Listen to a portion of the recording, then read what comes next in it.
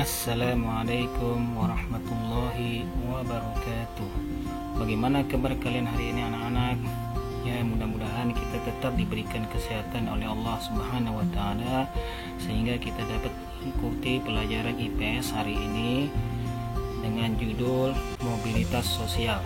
Sebelum kita belajar, ada baiknya kita berdoa kepada Allah Subhanahu wa taala agar diberikan kemudahan dalam memahami pelajaran IPS hari ini.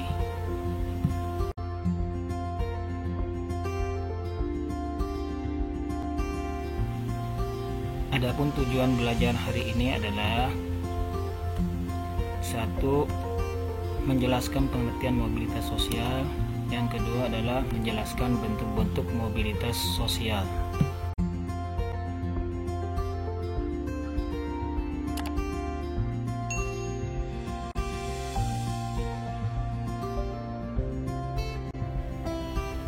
Nah, kita mulai pelajaran yang pertama adalah pengertian mobilitas sosial menurut para ahli.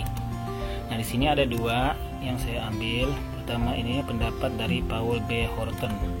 Nah, Paul B. Horton ini mengatakan bahwa mobilitas sosial itu adalah suatu gerak perpindahan dari satu kelas sosial ke kelas sosial lainnya atau gerak pindah dari strata yang satu ke strata yang lainnya. Nah, ini pendapat dari Paul B. Horton. Nah, bagaimana pendapat ahli yang kedua? Itu pendapatnya Horton and Hahn. Nah, di sini dia mengatakan bahwa mobilitas sosial itu merupakan tindakan perpindahan dari satu kelas sosial ke kelas sosial lainnya. Dari pendapat dua ahli ini, kita menyimpulkan bahwa intinya mobilitas sosial itu adalah perpindahan dari satu kelas sosial ke kelas sosial lainnya. Lanjut.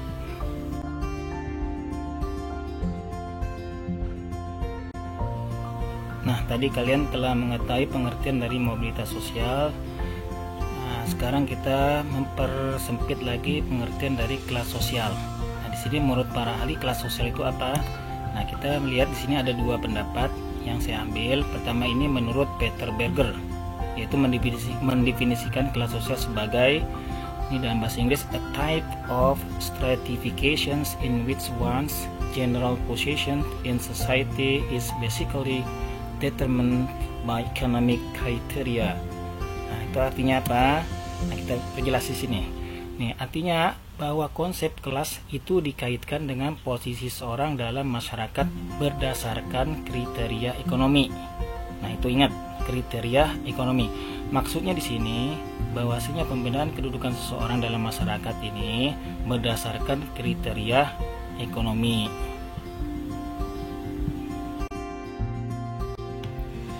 Nah, yang kedua ini pendapat dari Jeffries. Ya, Jeffries ini mendefinisikan kelas sosial itu berbeda dengan si Peter Berger. Apa pendapat mereka tentang kelas sosial? Ini dalam bahasa Inggris ini, social and economic groups constituted by coalitions of economic, occupational, and educational bonds. Nah, di sini kita artikan ya, coba perhatikan di sini. Ini maksudnya bahwa konsep kelas melibatkan perpaduan antara ikatan-ikatan yang diantaranya adalah ekonomi, pekerjaan, dan pendidikan, yang mana ketiga dimensi tersebut saling berkaitan. Intinya, ekonomi bukanlah salah satu dasar yang dijadikan pedoman untuk mengklasifikasikan adanya kelas sosial. Nah, itu tadi beda dengan Peter Berger. Peter Berger itu menganggap bahwa kelas sosial itu ukurannya adalah ekonomi, tapi kalau menurut Jeffries itu tidak bisa. Ada tiga perpaduan, yaitu pertama ekonomi, pekerjaan, dan pendidikan. Nah, itu kriteria kelas sosial.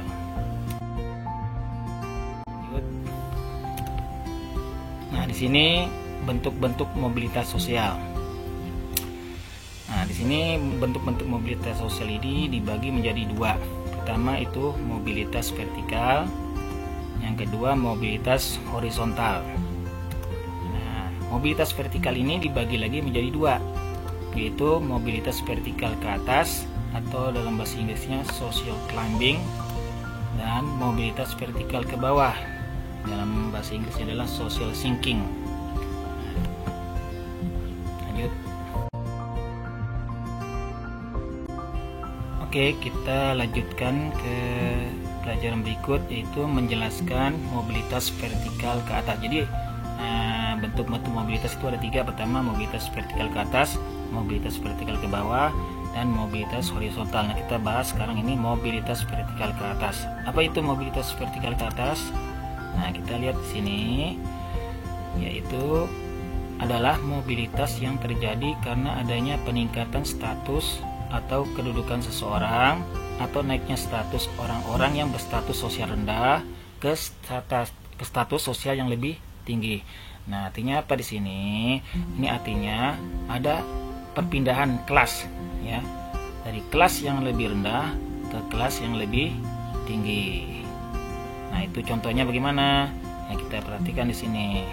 Contohnya adalah seorang karyawan yang karena prestasinya dinilai baik oleh atasannya, kemudian berhasil menduduki sebagai kepala bagian atau manajer atau bahkan direktur suatu perusahaan. Nah, ini sini sudah terjadi namanya mobilitas vertikal ke atas atau kenaikan status sosial.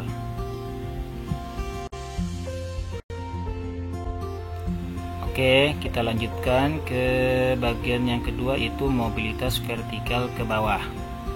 Nah, apa itu pengertian dari mobilitas vertikal ke bawah?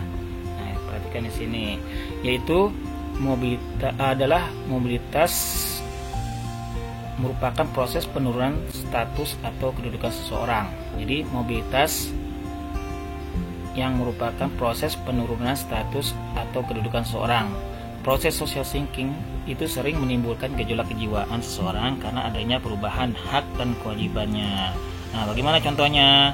Nah, perhatikan di sini. Contohnya, seorang kepala bagian suatu perusahaan kemudian diturunkan pangkatnya karena melanggar aturan sehingga ia menjadi pegawai biasa.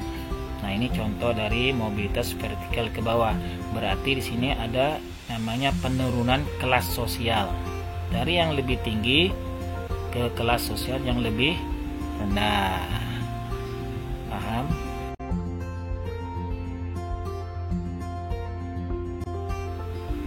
Nah, kita lanjutkan ke bagian yang ketiga, yaitu mobilitas horizontal. Jadi sebelumnya kalian telah mengetahui tentang pengertian dari mobilitas vertikal ke atas, mobilitas vertikal ke bawah, serta contoh-contohnya. Nah, sekarang kita menjelaskan mobilitas horizontal. Apa itu mobilitas horizontal? Yaitu perpindahan status sosial seseorang atau sekelompok orang dalam lapisan sosial yang sama. Jadi ada perpindahan tapi tidak merubah status atau kelas sosial seseorang. Itu intinya. Nah, contohnya adalah Pak Zainuri pindah sekolah lain namun tetap sebagai kepala sekolah. Nah, jadi contohnya Pak Zainuri ini dari sekolah lain yang sebelumnya itu kepala sekolah, kemudian pindah ke sekolah lain tetap sebagai kepala sekolah. Nah, itu namanya mobilitas horizontal. Tidak ada perubahan kelas sosial atau status sosial seseorang. Paham? Nah, itu saja yang mungkin dapat saya sampaikan. Nah, mohon maaf, mudah-mudahan ada manfaatnya dari pembelajaran hari ini tentang mobilitas sosial. Nah, kalau ada yang kurang mengerti, kalian bisa kirim saran atau komentar di kolom komentar yang disediakan di Google Classroom. Oke, akhirul kalam. Assalamualaikum warahmatullahi wabarakatuh.